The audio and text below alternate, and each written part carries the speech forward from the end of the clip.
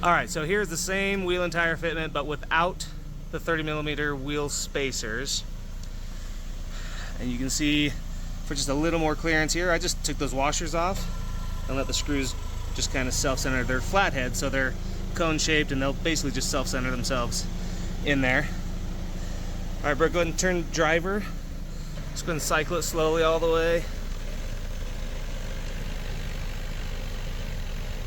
Look at all that space now.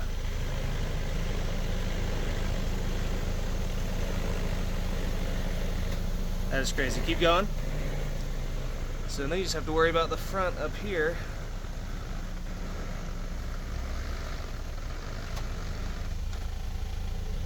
Under some compression, you'd have to trim that a little bit for sure if we're gonna bump. But just sitting on the ground. And again, this is a rough country 1.5-inch level kit. It's just one of those pucks that sits up there. That is not terrible.